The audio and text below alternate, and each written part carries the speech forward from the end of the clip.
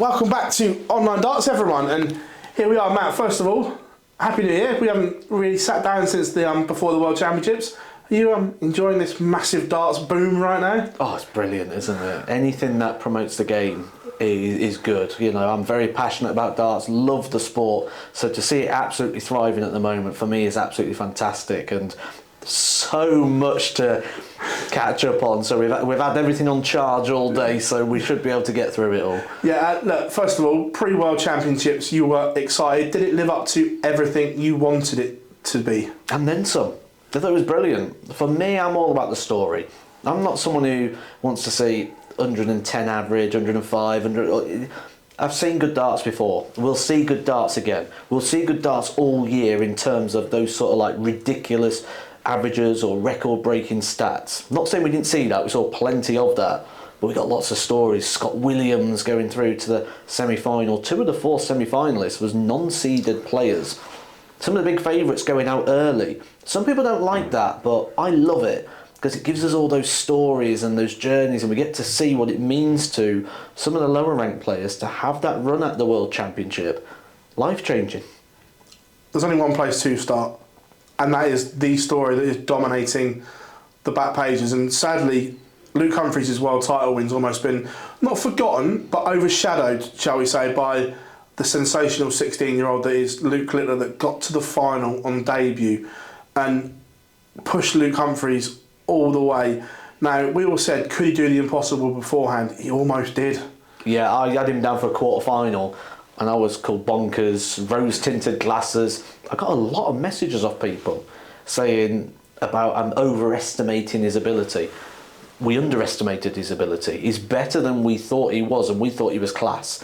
I've compared him to Michael van Gerwen. I grew up in the same era as Van Gerwen, A.D. Lewis, Stephen Bunting, those sort of players, and I've seen no one like Luke Littler. He is absolutely class. Now, when we just rewind a bit and go to Luke Humphries being overshadowed, I get that, because like I say, a lot of the talk's all about Luke Littler. I remember seeing some of the major mainstream media, Luke Littler loses in the final, not Luke Humphries wins the final. However, Luke Humphries will hold that World Championship for a year, and I do believe he'll get his moment of having headlines as the year develops and it goes through. But right now, the man of the moment is Luke Littler, for right or wrong. Well, let's dissect his World Championship run, because he was absolutely sensational in beating Christian Kiss, but everyone kind of expected that. And then there was a dip against Andrew Gilding, but he found a way to come through it. And then from that moment on, it was just sublime. That, do you think that Gilding game, he learned a lot about himself, that yes, he wasn't at his best, but he still managed to beat a major champion. And still nearly averaged 93. Yeah. You know, a lot of people were going up there and averaging 93 and was looking at going, oh, that's a good performance. He's a debutant. The expectation was very high, though, on Luke Littler, and he never dropped below that sort of, not what was it, 92.75, yeah, the top of my head, roughly. Yeah. I might even have got that nailed on. Yeah, roughly somewhere around there. And if that's the worst he's going to play, you know, that's why he's now got everything that is coming his way, because sublime performance all the way through, never looked rattled, looked so composed throughout the entire World Championships. And like I say, I think we've underestimated the guy. I think he's better than we give him credit. When did you start believing the fairy tale was on? I think it was the Matt Campbell game, because the way Matt Campbell is class, probably another understated dart player, and the way he just pulled him apart, I thought, wow, you're doing this here to someone who's sort of coming into that sort of maybe the next person to start pushing the 32 conversation, when we go, who's going to be those players who come up in a year's time to rival those positions. Matt Campbell would come into that conversation, and he just blew him away like he was someone just coming in for the day from down the local bar. So yeah, that was the moment for me. But and then he just got better and better. Brendan Dolan, I thought, this is a test. I did a video on the 5 worst dart players to play. Brendan Dolan is always in that conversation, whether it's me that's saying it or anyone else. Yeah. He's so hard to play, but he's also so very good. Yeah, 100%. And that's when you look at the people he's beat this year on the TV as well, Gerwyn Price, Michael van Gerwen, just vindicates that point. But yet, when he just blew Brendan Dolan aside like he was nothing, it's like, we're talking about a serious player here. And I think every time a question was asked of him, he didn't just give us the answer, he almost dismissed it as if to say, that weren't even a question.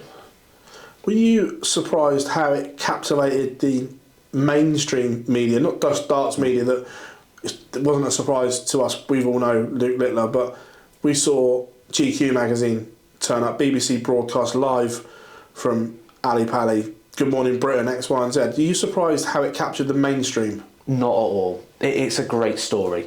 And, you know, I've seen it in other sports I don't traditionally watch. I don't watch things like snooker. And then this 15-year-old lad comes on and it's like, oh, what's this about? I'm going to have a little look at this. Because it's absolutely an unthinkable story that someone will leave school, essentially, and go the same year to the World Championship final. So, absolutely, it doesn't surprise me. And I think that wave's going to go for just a little bit longer, yeah? Because everyone's going to be interested to now see Luke Littler. What's going to happen with Luke Littler? What's the year look like? What's 2 years look like? It's going to keep a few extra eyes on the sport for sure. Off the back of what Luke has done, obviously, you and I are wrestling fans anyway, so we can appreciate this a little bit more. But the casual maybe doesn't understand how big WWE is in the world. Forget this little bubble, everyone goes, oh, it's wrestling. They are one of the biggest global brands out there. And when they start tweeting about Luke Littler, John Cena starts tweeting about Luke Littler, that is serious waves in global sport. It's a company based in America as well. You know, the other side of the world. We've been trying to get darts into America for how many years? The Las Vegas Desert Classic, the World Series events. And all of a sudden now, the biggest organisations that sell out Madison Square Garden, anytime they put a show on, are now interested in darts. They're interested in Luke Littler. And I was jealous. I really was. When WWE tweeted out, I was like, come on. Like, I really was. Imagine if they give him something to do on one of the shows. Even if it's like a house show or something. We've seen in the past Paul Nicholson getting involved with TNA wrestling. Yeah. And being sort of doing a little bit on screen. Imagine if Luke Littler gets a moment, well, even if it's just on like the network, just something with WWE, I'd be so jealous. That'd be amazing. And like I say, the fact that they're even showing attention to it, the fact that they're tweeting about it, how many people go, oh, who is this Luke Littler guy? Click on him, oh, darts, what's that? And start looking through, and then that benefits everybody because we'll all get discovered and the sport will get discovered off the back of that. Luke Humphries, he went in pre-tournament favourite, and again, he had some moments of adversity early on, but from quarterfinals onwards, looked an absolute Rolls Royce up there on that world stage. Everyone said, could he handle the pressure of the World Championships? Boy, did he. I've been saying for maybe 4 or 5 years now, before Luke Humphries was even qualifying for major events regularly, I said, he will be a world champion. And every time I did a live or every time I did a video, I'd always go, oh, Luke Humphries, future world champion. Luke Humphries. And then what I started getting in the comments section, people go, can you not just say Luke Humphries without saying Luke Humphries, future world champion all the time? So I believed it all the time, that he is going to go and do things. I've had debates with people, I've had debates with players, with managers who are like, Matt, he hasn't even won a Pro Tour, what are you on about? And then he won a Euro, and I'm like, there you go. Then he won 2, I'm like, let's see. Then he starts winning majors, and then ultimately won the World Championship. It won't be the only one he wins. He will win more World Championships. The guy's absolutely class. He's now our world number 1. And when you look at the percentage of prize money that he's got to defend over the next year, maybe he's going to be a world number 1 that's not flip-flopping around in position. We might see him world number 1 for a couple of years. 100%. I was looking at the rankings the other day, that it's just incredible that he's not defending. 27%? Yeah, it's nothing at all. But the fact that he's won 4 of the last 5 TV tournaments, that sends out a real statement to everyone else that says, I am the best. I haven't just won 1 tournament, 2. I'm dominating you boys right now. And he also's got that little bit of confidence that when he goes into a venue, he knows people are looking at him. And they're looking at him for the reason of, keep him away from me. Which is a great feeling, and you feel that. When you go into a room, don't matter what room it is, everyone would have had this experience, or most people would have had some form of experience when you go into a room and you know you're the best in there. Whether it's you're playing your Christmas Open at home with the family, whether you're down your local, whether it's county, whether it's a WDF, whatever tournament you're walking into, or what, there's always going to be a moment when you just know you're the person to beat. And when you're talking not any of those things, when you're talking the world, I can't imagine what that feels like. MVG, Peter Wright, tried to play a few mind games with him pre-tournament, and it didn't work. Where we've seen them play mind games before, and it's bamboozle players, and this time it didn't. I don't think Luke cares. He is so focused, so determined. And just look back a few years ago, we nearly didn't have Luke Humphries. He walked off a World Championship stage with heart palpitations, talking about anxiety, talking about maybe not even walking onto the stage to complete a match at the World Championships. From that point, worked with a psychologist, dropped about half his body weight. He is so focused and determined. He knows exactly what he wants. He's one-track minded, and I don't think anyone's going to be able to get into his bubble. He has built a real big safety net and bubble around himself that no one's going to penetrate as long as he has got his mind in the right place. No one's going to throw him off. It was also heartbreaking, the World Championships, people losing tour cards from it, and you had to feel for people like Steve Lennon, or like Martin Clearmacher was going to hand his card back anyway. But that run that Luke Litter went on did devastation lower down the rankings. Absolutely. It's always the story of the World Championship. 96 players go to the World Championship. If you're telling me, or if they tell you that 96 players are going to be world champion, I'll call them all liars. Half the field are going, right, I want to try and keep my tour card, I need a win, I need to get to the second round or the third round. Everyone's got these little early stories, and that's one of the things I love about the World Championships. It's not just about the end of the tournament, there's stories all the way through. And history's now told us that it didn't really affect Steve Lennon. He went to Q School, put in what a mighty performance there. I was surprised he even ended up at Q School. I think Steve Lennon's a lot better than someone who drops out of the top 64. I think he'll be back in the top 64 very quickly and just firmly sitting there for another 5 to 10 years. Who were your most disappointing players at the World Championships? Who didn't quite sparkle that you were hoping to? Oh, that's a good question. I don't think anyone really flopped at the World Championships. I mean, we obviously got Gian van Veen, massive favourite going into that game, and we're going to now see how hard he takes that hit, because he went into that game 1-20 favourite. Yeah. Everyone expecting 3-0, everyone expected him to go on a run, especially after the recent European Championships when he reached the semi-finals. Didn't really handle the situation too well on the stage, got beat by a qualifier we didn't really know too much about at the time in Manlock Lung, who now we know to keep an eye on, and we're looking forward to seeing how he gets on over the next sort of couple of weeks. But if there was someone, it'd have to be Van Veen. But I really thought it was just a great World Championships all the way through. Paddy Power, obviously the new sponsors, they took sponsorship to another level, obviously in the venue, around the venue, the fans village, on social. They really embraced what the World Championships is and should be compared to previous sponsors. Good. Brilliant. Everything. Remember the green treble? Oh, even now I get people, or not now as such, it's all done, but even up to like a day before, are they really going to put a green treble up? Why have they messed with the green treble? And it's like, it's even been announced that they trolled you and you're still biting.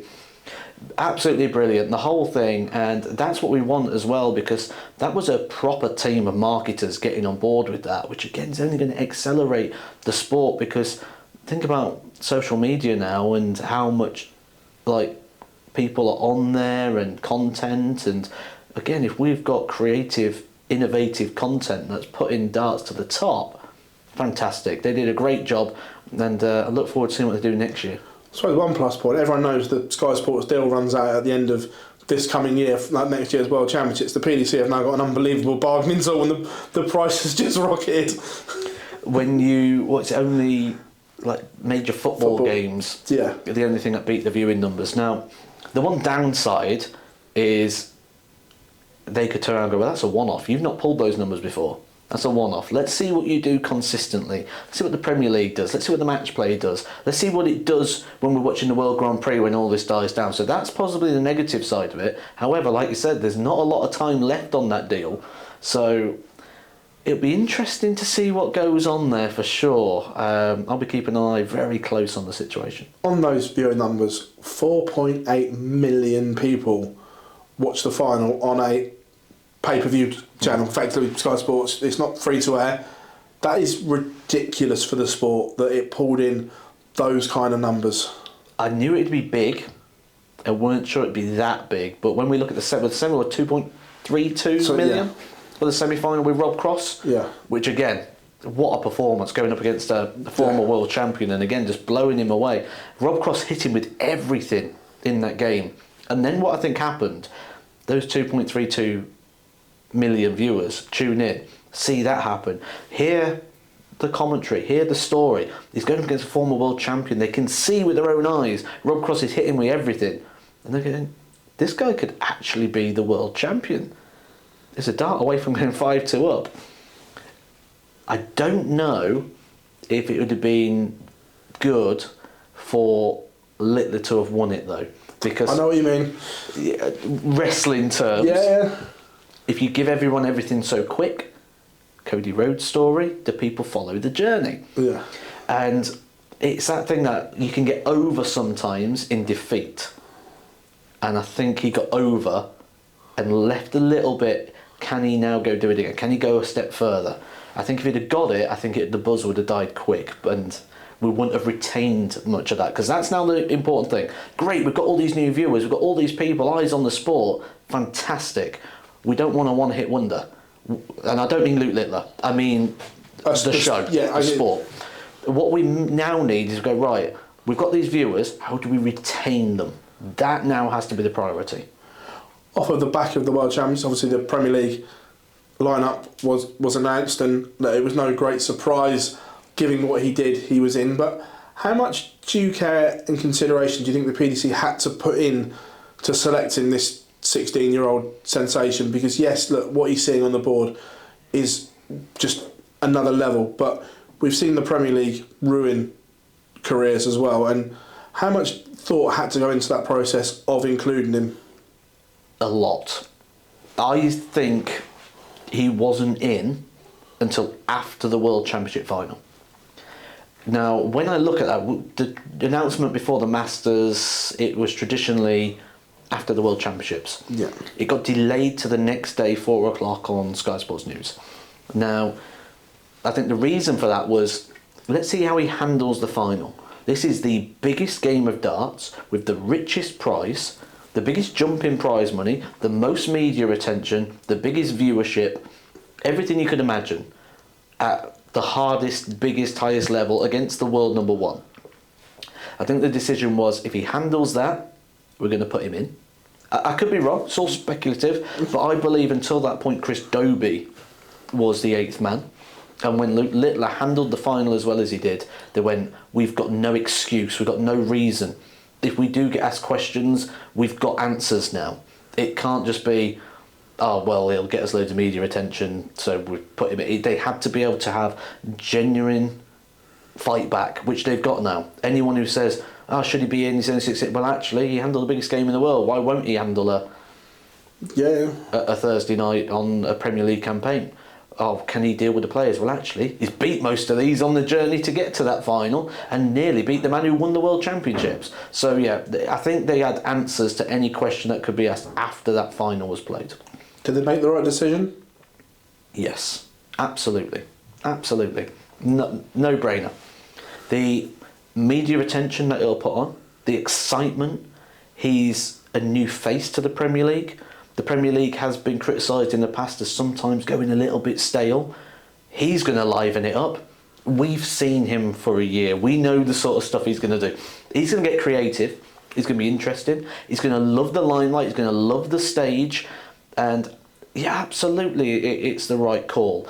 But with that in mind as well, with my previous job, I was working in football. Yeah. So with that, I've worked at academies. I'm also a qualified welfare officer. So I know some of the things that may come up, and certainly that needs to be considered as well. And with him being in the Premier League, I'd like to see him assigned a mentor or a welfare officer, someone who's just available at the end of the phone call, purely just for him. And I would like to see maybe some of it go through that person as well. So instead of having direct contact with Luke, if you want to get to Luke, sorry, you've got to go through this guy, and he's going to make the decisions on if you get access to the player or if you don't get access to the player. Anything beyond what is reasonable of the expectation of the player, because I think Luke Humphries touched on it very well during the World Championship, where he says, yes, Luke's giving, but I think he's giving more than any other player would right now, because most of the players would have that filter in place either through management or experience, where they go, right, I'm going to do 2, and then the rest of you are going to have to work off of that. But Littler, it was like, right, I'll do that, and he said yes to everything, or pretty much everything, and just that filter might need to be in place. Just to protect him, just so he can focus on darts, because that's what we want him to do. We want him on his darts, because when he's on his darts, he's going to be entertaining and he's going to really liven up that Premier League. With the Premier League comes another question though. Yes, he's into the top 32 in the world, but that is not Pro Tour money. His Pro Tour ranking is 0. Now, with the schedule, is it doable, feasible for a seasoned pro to play Monday, Tuesday, Wednesday in a Euro Tour qualifier, Premier League Thursday, and can Luke do it over that period? There's 2 answers. First answer is that's provided he plays in everything. Doesn't need to play in everything. He's safe within the top 32 off the back of that World Championship run for a couple of years. So he doesn't need to play everything, and he's gaining all the time. He's not defending anything. So if you're going to skip a Pro Tour in order to play Premier League, just for the front half of the season, absolutely fine. Or just go do 1 day of the Pro Tour. The other answer is, you can see from the background we're here at the Super Series. Luke Littler's been here at the Super Series, and when he gets down here, you get a message on Sunday. Anywhere I can practice round here, is there a dartboard? Luke, you're going to be playing darts for 6 days. You do not need to be practicing on Sunday. He goes out and has a practice for hours on end. Plays Monday, Tuesday, Wednesday. Where's that local open round here where they do the tour? Luke, you've just played 3 days of darts. You've got another 3 days to go. You were practicing Sunday. Do not go to the local open on a Wednesday night. Off he goes to the local open on Wednesday night, wins himself 75 quid or whatever it is, comes back on the Thursday. This guy will play darts every single minute of the week. He's so passionate about it, absolutely loves it. But with that as well, sometimes you just got to rein him back a little bit. You think about horse race, you put a jockey on the horse so the horse doesn't just bolt it and finish his run early and then stutter to the line. And maybe what we need is just that, the jockey now, just to sort of guide him and just keep him steady and on pace, because Littler would play everything given the choice and then still go out in between and do practice and everything else. The rest of the Premier League lineup, in your opinion, did they get the other 7 right? Spot on. I don't see an argument for any of those not being in. Peter Wright is one that comes up a lot. I'm going to ask about that in a minute. I can see this one. But for me, I think, especially with Peter Wright, I don't think you can name 8 players who are more suited to what the Premier League is than Peter Wright. However, here comes the his Premier League record is horrific. I think he's only made finals night twice. Last year, the only player not to win a night out of the 8. His form is very erratic right now. The UK the European Championship win is almost an anomaly in that form, and they'd left out the previous 2 European Championship winners from a Premier League pick. So have they picked Peter Wright purely on it being Peter Wright? There's a couple of things. TV winner, European Championships. He won 2 European tours. 1 European tour, 1 European tour final. He won a World Series event. So already, winner's circle, he spent more time in it than any of the other people that we've spoken about in regards to that. Yes, his season hasn't been as good as Peter Wright's standards, but it's still been better than the rest of the field.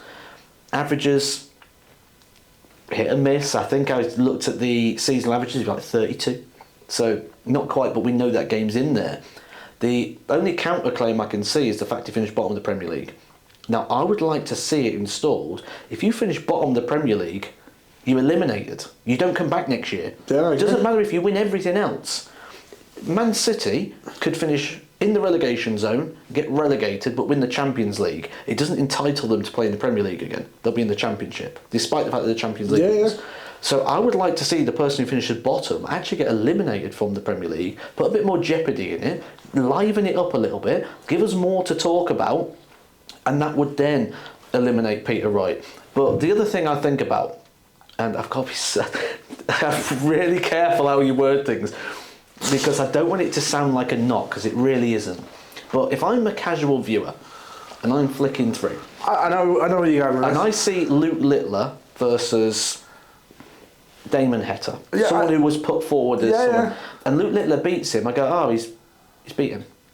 But then I go, oh, Luke Littler has just beat Peter Wright, former world champion, Premier League finalist, all the accolades that come with it. It gets Luke Littler over wrestling again. Gets him over. Yeah, no, I get it. So on that sense as well, I also understand that and you can't have too many new faces, you can't have too many change arounds, because the Premier League's got to be the flagship of it. So I can't see players who have done, like the names that have been put forward, I've looked through them all, and it's like, right, they got a quarter-final there and that's it. Oh, they got a TV semi-final. Oh, and it doesn't beat what Peter Wright's done. And if we look at it in terms of ranking points, and we grade everything, and we go like, a Euro Tour's worth this many points, or whatever system you use, Peter Wright is still within that top sort of part of the sport. So I can't find enough people to put ahead of him.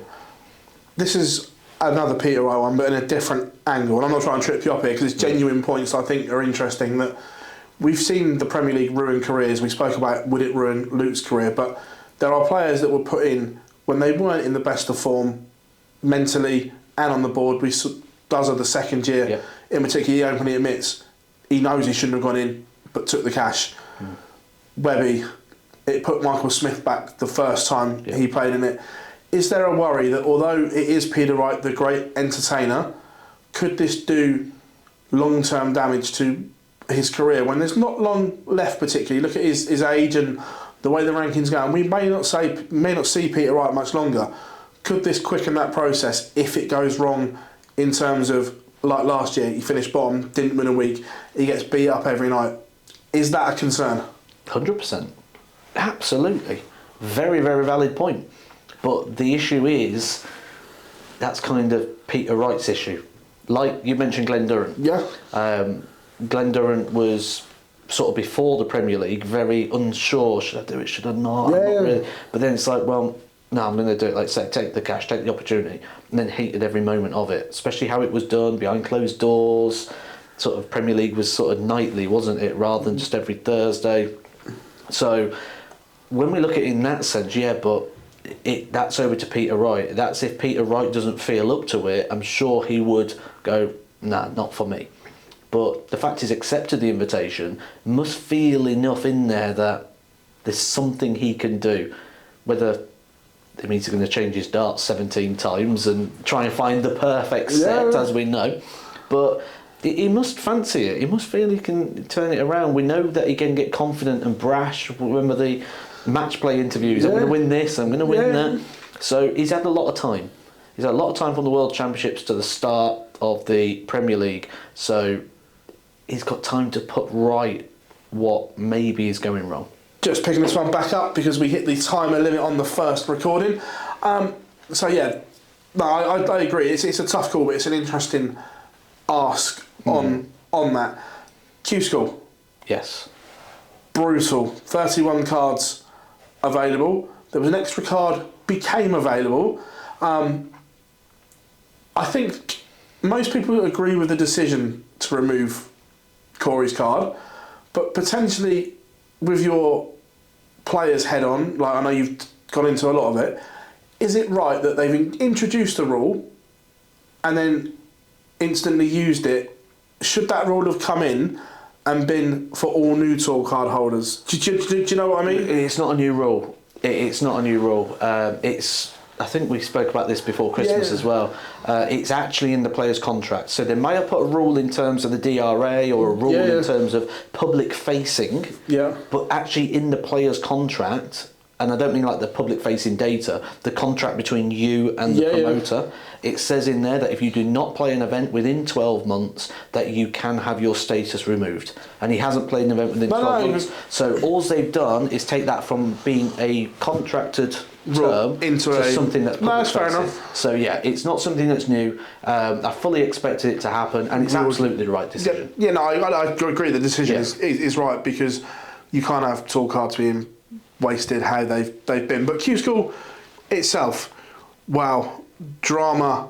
Even in stage one, that Willie Borland is out on the way home, and then all of a sudden someone above him gets hammered and he gets a lifeline and gets in on leg difference and then goes on and win a card. How would you sum up Q School?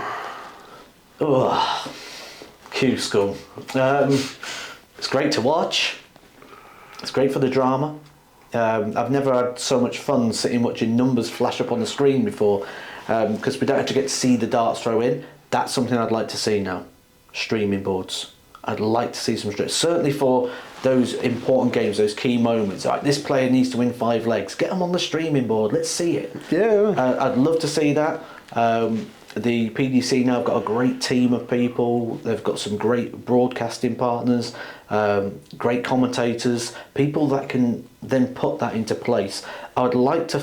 That's the first point. I'd like to see more of it. Yeah, we get Dan Dawson's review at the end of the day, but maybe we could get more. Let's see more of it, especially off the back of the World Championships. Yeah. Now, we both run YouTube channels. Our numbers have gone through the roof. Last 28 days, I've gone over 1 million views. Yeah. You guys will be the same, no doubt. Oh, mental. Now, we're sort of captivating on that audience, but our channel, what is it? Like 10% the size of the PDC, you know. So what would happen if the PDC started doing things like this? Especially something along the lines of maybe like a bit of a soccer Saturday, a bit of a roaming around, sort of seeing everything that's going on. Yeah. Very similar to the sort of work that we complete with things like watch-alongs and different things. The old like UK Open, the roaming reporter on the outer boards and stuff like that, when it bowled and stuff like that. That sort of stuff's fantastic. Jumping players in to have a bit of a chat. I think there could be more done on the broadcast, certainly in terms of the streaming board, even if it's just one board, maybe 2 boards at a push. But I'd like to see the introduction of 1 board, certainly to see that final game every single day. There's so much that could be done in regards to making it more accessible in that sense. The Q School itself, and I'm not being disrespectful to anyone that won a card, because they've won it and fully deserve it because they did that. But isn't the aim of the PDC, the Pro Tour and Q School to give us the best tour and the best players? And did it give us the best 128 again? No, absolutely not. We can see that in terms of stats and in terms of CV comparisons between the players.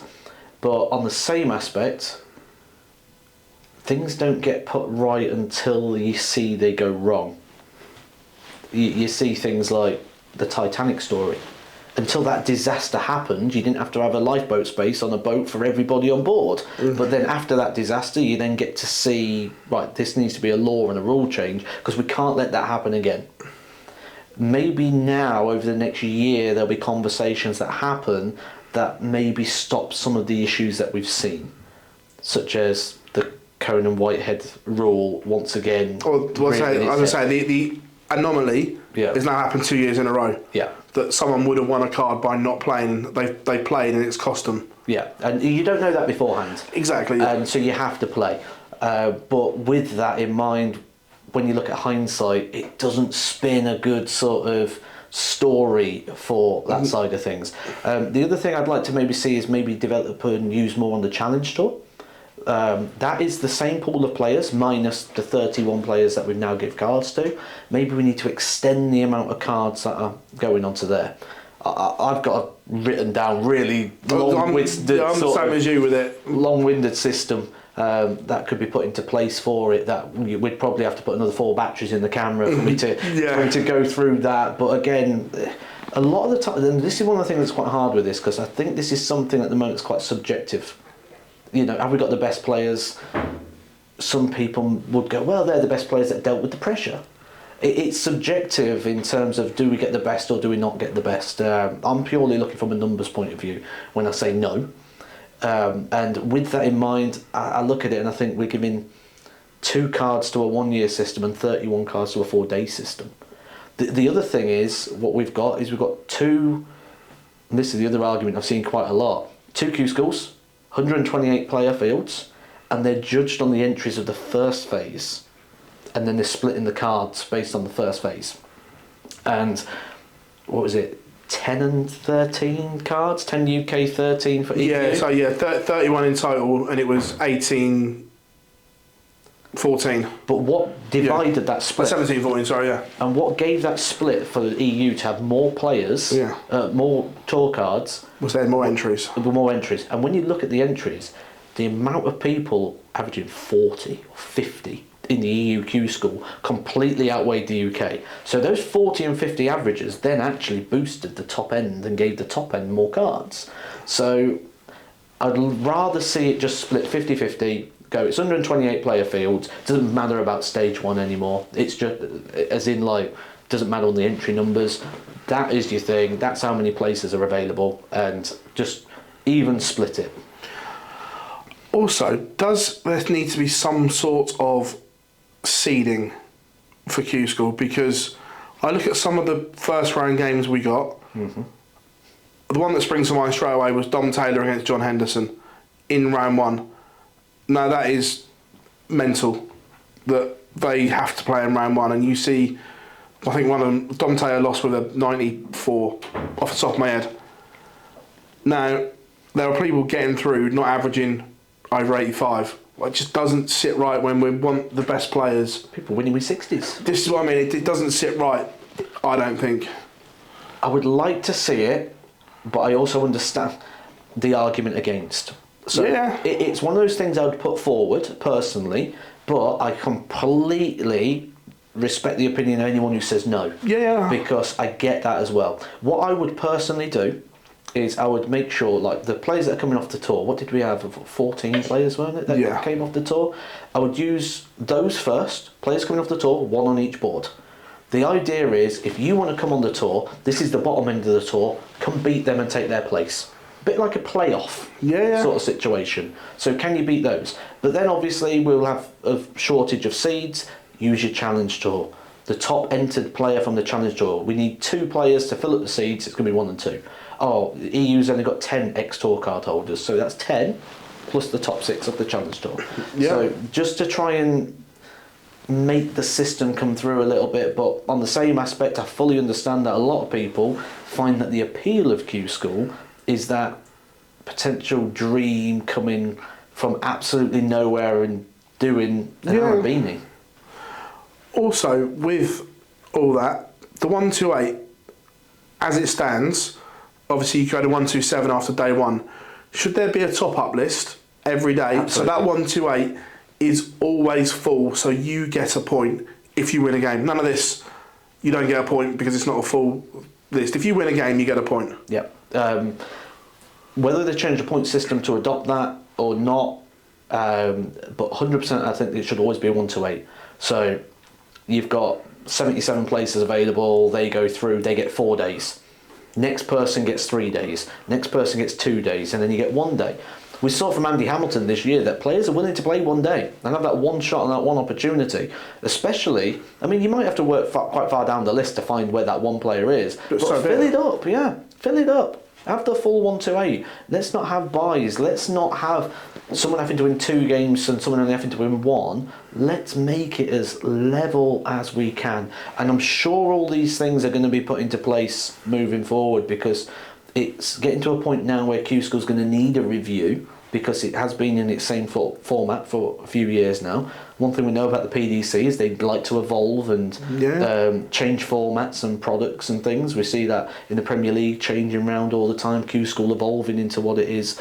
But when Q School evolved into this and into this new system, we didn't know what problems would happen until we're now seeing them. So hopefully with all the voices and people voicing these issues or concerns or ways in which it could be levelled out, I'm sure they will adopt them in the near future. Days before Q School, there was some dramatic rule changes to the European Tour announced that when you now listen, there's a lot of unhappy tour card holders and people that have come out and openly said that they wouldn't have gone to Q School if these rule changes had come in. So the European Tour, there's now no associate member qualifier. The top 16 in the order of merit, main order of merit, are in every one of them, and then topped up from the Pro Tour order of merit, the 16, so it's 16-16.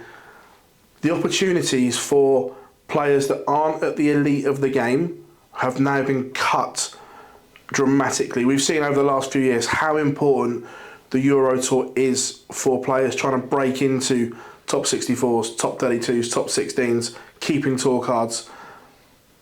How are the PDC, or have they made it an exclusive club? Is that top 32 now a golden handshake club? Two answers. Here we go. I'm going to be on the fence. Two answers. Number one, yes, absolutely. If I was a player in that situation, I wouldn't be happy. I wouldn't be happy if I was in that situation, because I think, well, now it's going to almost freeze me out, or I'm going to struggle to get into those.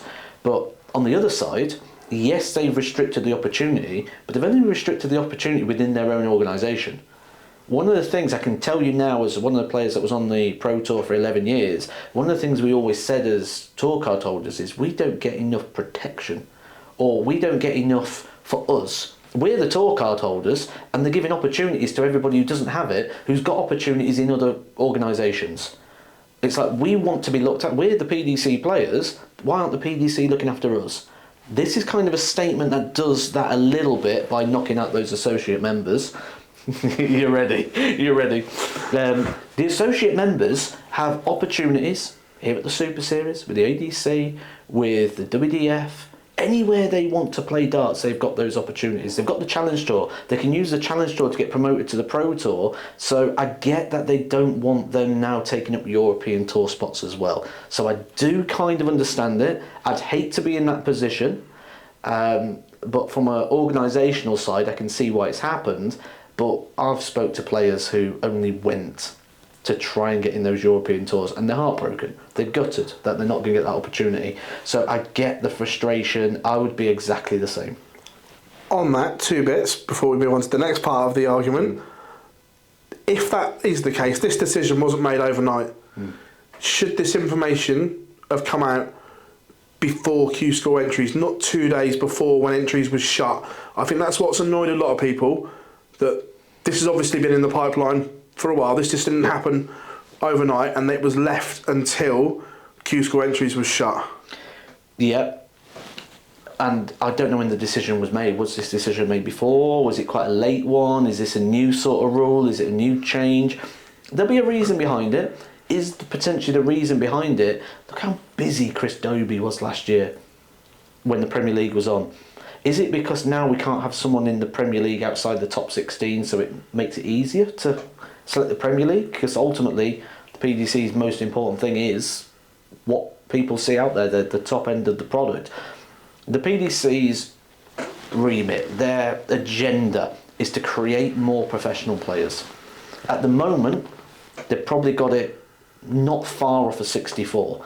So a lot of the rules and a lot of the changes are probably all in place to say top 64 now are going to be professional players, where, you know, when it started it was like, let's top up the winners' prizes and all this. And it's right, let's try and make 16, let's make 32, let's make 48. I think this rule change is probably going to give us 64 complete tour card holders as professional players. Some of the others will be pros as well, a bit further down, because their circumstances will be different. But I think we're now guaranteeing 64 professional players, and then it's like, now what do you do for 64 to 128? Because that prize money increase across the board on the Players' Championships, I think, it's nailed that 64 position, and I think the rules are to support that. I kind of get that, and I get your point about taking away the associate members qualifiers, because as a tour card holder, as you say, protect us. I can live with that. However, protecting the top 16 in the way they have,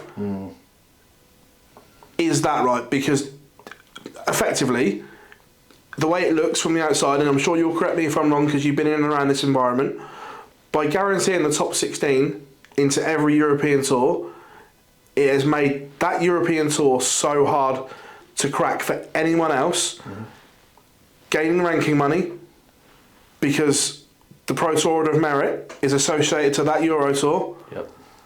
So anyone not in it, it's almost made an exclusive club. But to get in it, you're going to have to do something ridiculous now. Well, because that obviously leads to the match play. Match play, the World Grand Prix, European Championship. This is the knock-on effect that the gap that these players are now getting money-wise is great, but it's just making the gap bigger. I worked it out that, I'm trying to think, I think it was £94,000 head start. Over anyone else that's not in a 2-year period. This is what I mean. That so if you've got your tour card now, this year, you've got to make £94,000 to be level with the players in the top 16. So you've got to outperform them by some way. Now, Josh Rock, what's he now, 23? Something along those lines, But statistically, he's averaging like the player 9th best in the world. So it's just made it a longer journey and a longer sort of stay, unless you go do something like Luke Littler's done, and have those big massive runs somewhere. But yeah, it's going to make less movement in the rankings. I mean, a lot of people are critical of the rankings and how 1 minute you can be the world number 2 and the next you're world number 17. So maybe they're just seeing it as a way to sort of offset that a little bit. But yeah, I wouldn't, as a player, I'd be like, as a player, would you be raging with this? You, in your situation before you left the PDC environment, when you were 48, 47 in the world, around that, if this had come in now, would you be raging? Yeah, it's one of those where you look at it and you go, how am I going to become what I want to become, get into that top 32 under this system? And look, all I see everywhere is a very silly argument where they just go, we'll just win more matches then.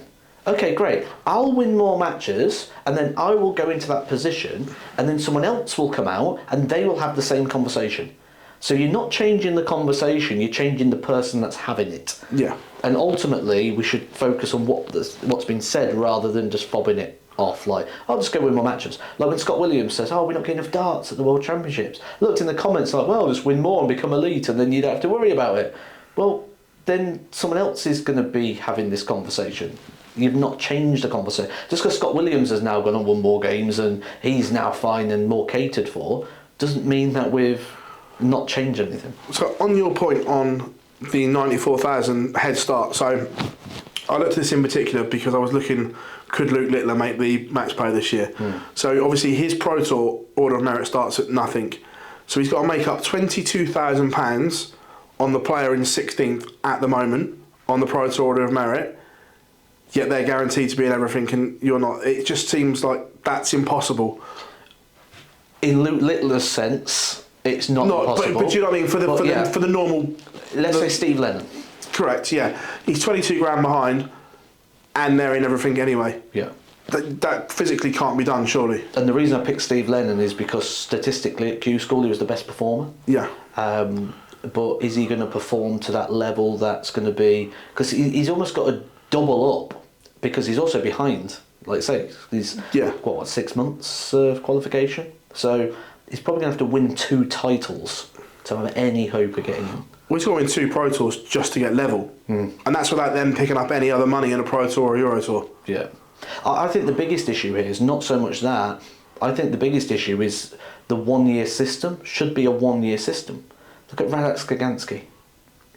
Came to Keegan Brown the year before, he was in his match play and in the Grand Prix. Yeah. So why did he lose that money? He's got his card back. It should be a 1 year from the match play to the match play, regardless of what happens. Whether you've got a card or... Yeah. So I don't like the fact he lost it. I think for me that's a bigger issue as well. But again, until something goes wrong, You don't say, and then it happened to Keegan Brown. Okay, that's a one-off. That's never going to happen again. Sure, It's happened again. And it did. Yeah, exactly. So because it's happened again, this is the point where now I think action may be taken, and they'll sit around a table, raise all these points, and they're very easy fixes. Okay, the match play runs year to year. Problem solved. Grand Prix is a 1 year cycle. Problem solved.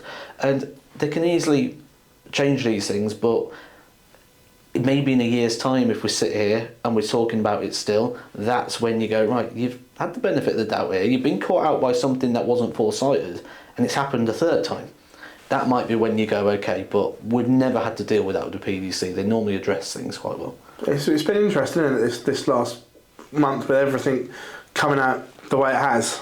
Wow, we don't even have enough time to touch on everything. Oh, you know. it's mad.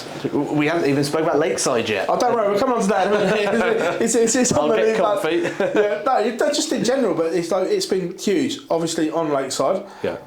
We know it's your dream to go and play there. First of all, Andy Barton's, congratulations to him. He is the WDF Lakeside champion. How would you assess the tournament as a whole, good and bad? As a whole, I'd say it was more good than bad. In terms of what the WDF's had to deal with, picking up from the BDO and putting everything into place, I thought they did a fantastic job. They put on a tournament, they had guaranteed prize money, players knew what they was playing for. I can't believe I'm saying this is a positive. That's how bad the system was they picked up. That I'm saying the players knew what they was playing for is a good thing. That is how bad and how broken the product was that they collected. So the fact that they've put these things into place, they've announced next year's. We know when it's going to be. We know there's going to be a World Championship. How many times have we been saying, is there even going to be a World Championship this year? We now know. We know the dates. It's all set. So really, really good steps forward. I thought the event on the whole was really good. It's proven once again to be a very good conveyor belt and a good feeder system to the PDC, and it looks now like the WDF are not doing the same mistakes the BDO did. The BDO wanted to be a competitor. The PDC put the prize money up, BDO went, right, we're going to give 100 grand to our winner. But you can't afford that. So you're going to have problems further down the line. The WDF are now starting to put this into a place where they can afford, maintain and sustain, because that's what people want, some sustainability. And it looks like that's going to come into place now. So yeah, real positive for what we saw at Lakeside. How many more years do we get Lakeside? We don't know. Personally, I think this is going to move eventually over to Assam in Holland, where they did the World Masters. I think that's probably the long-term location for the WDF World Championship. But overall, thumbs up. What were the negatives in your opinion? The stream.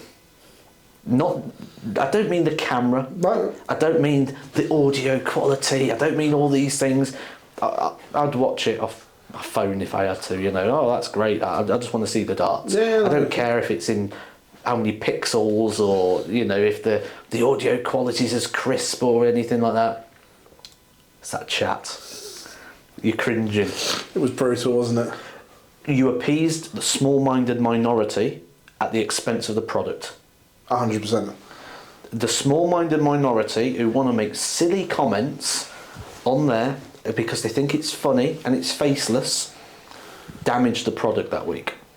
Because if I was a sponsor looking to invest in that event and I go, right, where are you broadcasting? Oh, well, we're broadcasting mostly on the YouTube channel, which, by the way, stroke of genius, could be really good. I agree. We're broadcasting on the YouTube channel. No problem. I'm going to tune in today, and I'm going to watch your content. I don't know all the different terms for what people say these days. There's so many different words for it, all ending in phobia. But what they actually was doing, I was reading something like, this is actually disgusting. Like, is this because it's faceless, or is this where society has now gone, that we think this is acceptable? Bit of both, I think. Yeah. And with that in mind, if I was running that, the first thing I'd do is go, kill it. That gets shut down. Because you're not using it for, it could have been a great tool. It really could have been. Or it needs to be heavily moderated. And just anyone, ban. Sit and talk about the darts all you want. Sit and talk about your favourites. But when you're talking about people's appearances the second they appear on stage. You know, these are people that have worked hard and committed to the sport and travelled all around the world to get the points to be there. Just to be judged on how they appear, I thought was completely wrong. Looked bad on the WDF, and for any sponsors that wanted to get involved, terrible look for them on that sense. YouTube though, a lot of people go, oh, it needs to be on TV. The way in which we view content these days has changed so much. How many times do you sit watching the TV and you'll have your, your phone on the go? The TV's not the end of the world. It could be bigger than anything. We see German football games with 250,000, 500,000 people watching. If you do that, we've now got direct monetized content.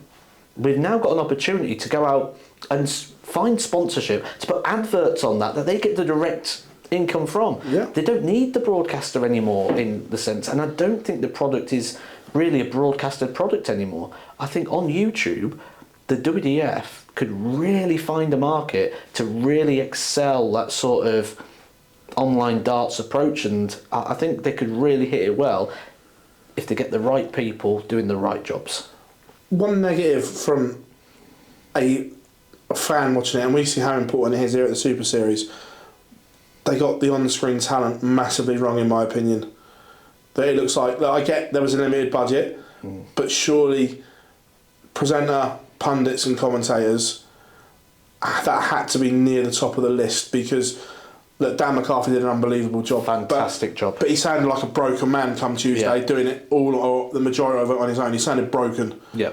And Scott Mitchell did really well with the bits he came in and so on. But that needs to be so important, that you've got a talent team that is relatable. You look at Skies, you know it's going to be Wayne, Webby, Glenn Now, Party, Dan Dawson, and people can get behind that. And off of the back of that, the talent promotes it on social as well. And I think that was nothing to do with the darts or anything like that, but that was a bit they got massively wrong. Yeah, they got a few things wrong, and I look at it because, like I say, that's what I want to go do. I want to play that. That's my goal. So for me, I want them to get it right, because I want to get behind it, support it. I do know some of the talent pool that was contacted. It was originally going to be a stellar lineup, but the budgets just didn't make it happen this year, which is why I'm so annoyed that they allowed small-minded minorities to harm their product. Because if the sponsors would have seen and got involved, we could have then had that talent lineup, and these things could have been in place. But instead we appeased minorities rather than the majorities, and that's what bugs me the most about it, because like I say, I do want that tournament to succeed. We need it in darts. It's not a thing of the past, it's a stepping stone. Look at how many people played in that event and went and got tour cards. It's not a dead system, it's a worldwide system that's still making or still finding talent. It'll do the same again to replace the players that have gone missing. There's a place for it in darts. We need it in darts, but we need it to be ran and done effectively. Again, we are into part 3, Matt. This is good even for us. Yeah, this is uncharted waters now. We're on part 3. This might just have to go out on voice note, right? So people can just listen to it in cars and things. This go for a big drive. I think I'll make this available as an audio only as well. Yeah. I may be living in darts fantasy land here, but I'm sure you can get behind this. We've got the WDF, we've got the ADC, and we've got here at the Super Series, all working in their own space to a degree, but the player crossover between the three is huge. Is there a stratosphere where the three can work together for the good of amateur darts? The only way I don't see that happening is on the basis that if everyone thinks they're the next step, I think we need a clear route of progression. And where I see that step underneath the PDC nowadays is here, the Super Series. Because we don't just have our organisation where we've got our rank, we go, right, we want the best of the women's tour, we want the best of the WDF, we want the best of the ADC, we want the best of the CDC, we want the best of Oceania, we want the best of all these fields and we pull them together. And I call the phrase here, worlds collide. Because we take the best of everywhere, we put them here and battle them out over a week-long format. It's fantastic. So I think this should be sort of embraced more. If I was running the WDF, I'd be like, right, how can we get a representative of the WDF playing on that every single week? And then the build-up to Lakeside is, this is a player that's going to be seen. It's going to promote it in itself, especially when you think this runs on YouTube and Sporty Stuff TV. If the WDF are now looking to go on YouTube, what a great way to promote their own product, and vice versa, piggybacking off the side of that. This is only going to grow if everyone works together.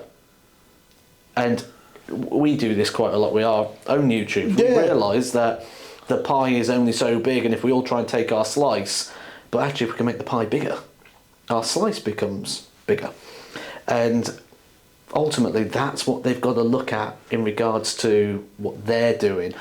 Not just trying to compete, or like we want this, or as dart players we don't want to be seen as a number. I certainly don't want to be associated to, right, you're an ADC. No, I'm not. I'm a dart player who plays that system. I'm not a WDF player just because I'm playing on their rankings at the moment. I want to play darts wherever I want to play darts. And I remember the restriction of trade lawsuit that went through many years ago, because that's still evident to players. We just want to play darts. We don't want politics, and the politics tends to come from people who sit behind desks in fancy chairs who aren't really on the ground level. Get up behind your desk, go watch what's going on, listen to the players. It's marketing. I can't sell you something unless you want to buy it. So as players, what do they want to buy? What do they want to buy into? What do they want? What are they playing for? Why is this player getting up at 6 o'clock in the morning, driving 3 hours to a venue to play a tournament? Why?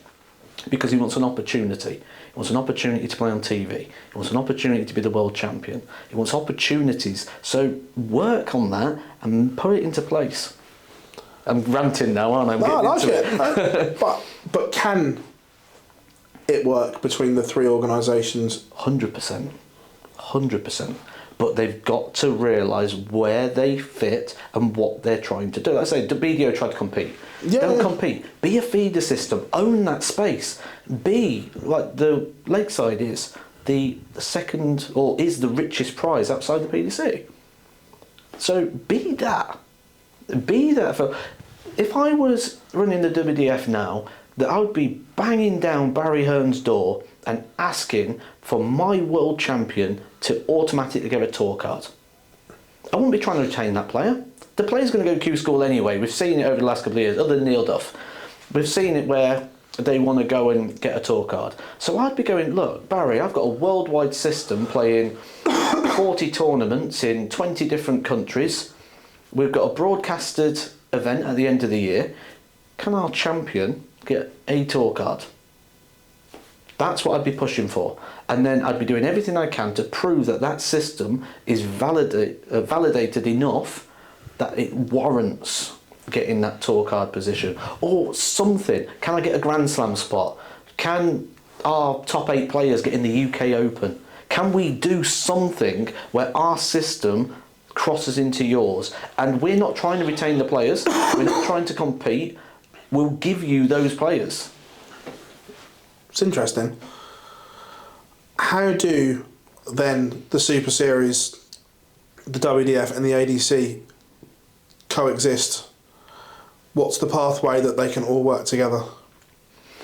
The Super Series is something on its own. It's its own sort of entity, because the Super Series is, like I say, it's about bringing all those worlds together and making them collide. We are a platform that allows people to play darts competitively at a high level, earn good money. That's what we're here to do. If people benefit from being here, like we have seen Scott Williams, Luke Littler, even people like Brett Claydon, who's recently said that this product's really helped him with his game. So great, we can provide that. But what we're not trying to do is we're not trying to be part of the pathway journey. Yeah. And that pathway journey needs to be very clear as to what it is. I start here, I finish there. Paul Nicholson did a very, very good article, How to be a Professional Player. Years ago it was easy. I play my pub, I play my Super League, I play county, I get called up to England, I then go do tournaments, I play Lakeside, I attempt to go over to the PDC. That's how it used to be. And we used to have that darts transfer window, didn't we, around January when we see players switch. What's that pathway now? What, as a young player, if a young player came to me and said, right, Matt, I want to be a professional player in 5 years, what do I do? Well, you can play that, you can do a bit of that, but what if I do well on that? What does that take me to? Don't know. Okay, so next point then, can the ADC and the WDF work together? They use a very similar pool of players, and all they're doing at the moment is trying to divide loyalties. The ADC need a broadcasted event, that's the main thing. Or they could have a broadcasted event working alongside Lakeside. The WDF has still got support from massive entries. Romania's coming up soon, already got 350 entries. A lot of them travelling over from the UK to go and take part in this event. The Dutch Open, over 2,000 entries already. They've got massive support. Why have they got massive support? One reason. People want to play Lakeside. Surely that, again, the WDF poll, I think proven, I think Chris Mason did it when he put out his ways to improve the Lakeside, was like, don't water it down. They haven't got 48 players capable of putting on the show. But have they got 32 and the ADC might be able to provide 16, which then gives us a new story, because then you go, right, top 16 of the WDF, you're seeded. Next 16, you're going to take on the 16 from the ADC, the winner of that player seeds. Different story, you know, new talking points, makes it a little bit more interesting. So I think that's the way I would do it, but again, that's probably just because I think WWE, WCW, let's bash them all together and see what we got. Your own pathway back in action somewhat unexpectedly recently. You got a late call up and you had a chance to watch it back, because I don't think it was as bad as what you thought it was leaving here on the Friday. When you say late call up, we mean by hours, 5 minutes. Yeah. It was 5 minutes. So we had to pull out at the Super Series, needed a replacement. It was Q School week, and the names needed to go through at 7 o'clock. The decision was made at 5 to 7. Couldn't have been any later. And I only found out like an hour before that cut-off that it was even an option. And I remember speaking to the person who put the selection in, and I was like, right, I'm going to go on the practice board. I said, I haven't practiced for weeks. I said, right, I'm going to go on the practice board. I'm going to throw 12 darts, and I'll let you know. I threw 12 darts, and I was like, right, okay, I'll do it. Didn't expect much. Had a decent first day, won 3 of the 4 games, but then got hope and encouragement. The first day I was walking in like, come on, just don't make an idiot. I was expecting to average like 60s and 70s, and I was like, everyone's aware of the issues you've got, just don't try and put on too much. And then as soon as I got up there and I was bouncing around, I was loving it, and it just organically was coming through, and I was like, brilliant. Next day I'm coming in like, this is so much quicker than I expected. Starting to think of the £5,000 prize, and I'm like, come on. And then the second I got here, the darts was just dropping low, and I was like, this isn't good. This is not good. And I was trying everything I could, and it got to about 20 minutes before the show started. I was like, this ain't gonna happen. I just knew. And that's a horrible place when you just know it's not going to happen. But that's just 2 days back to back was too much too soon. It was the start of the journey, not the end.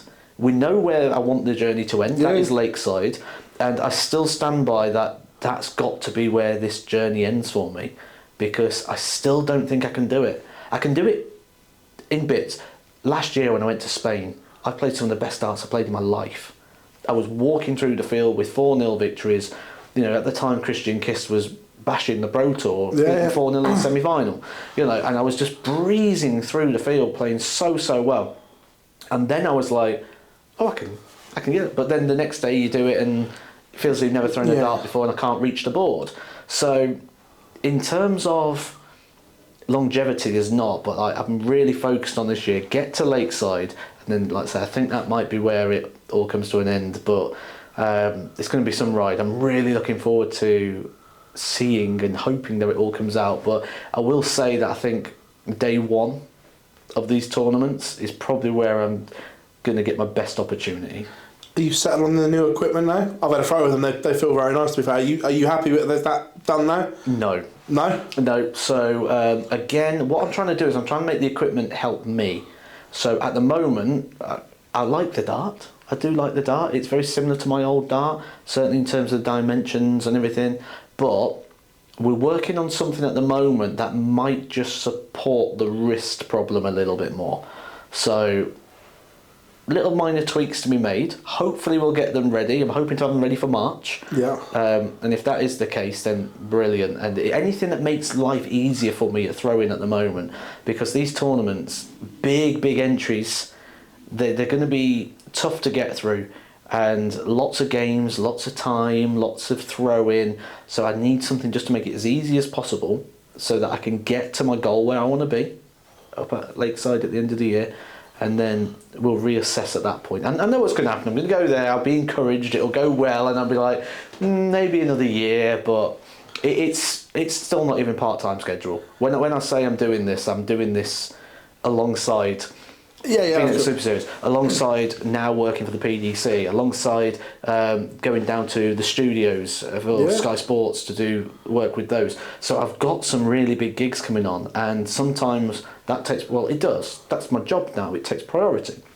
I was going to go to Denmark for WF Gold event, thinking, there's some good points there. And then I get offered commentary on the Pro Tour, and it's like, I can't say no. That's my job. That's got to be a priority. So it's like, right, I'll do that, and I'm not going to Denmark now. And then it's like, I'm not going to the Dutch Open because, again, I'm booked and I've got other commitments. So I say I'm doing it, but it's still not even on a part-time basis. But I'll be ready. I'm going to do it. Well, you kind of answered part of the question there, but have you plotted your route to Lakeside, as in how you get there and what tournaments you need and want to play in? So for argument's sake, you've just rattled off two there. One's a platinum, one's a gold that you're not going to. Yeah. Can Matthew Edgar get to Lakeside just on bronze and silver events? I've got to do it. Last year, this might have thrown me in terms of last year. Last year I went to six events? Six events. I made 2 finals, I won 2 titles and a semi-final. So I look at that and I think, well, if I do that again, I'm fine, but can you do that again? So I'm not going to have as many events as the rest of the field are, that's for sure, but I know that I want to be seeded. I'm going to put that out there. I want to be seeded for Lakeside. So that's top 16, but I'm going to have to pick up titles. There's no other choice. I'm not going to be at enough events to go, last 16, that's fine. That's got me some points. Quarter final, that's fine. I need to be in the winner's enclosure a couple of times this year or I'm going to be in trouble. I know. Before we wrap up, 2024 is just getting underway. What are you most looking forward to?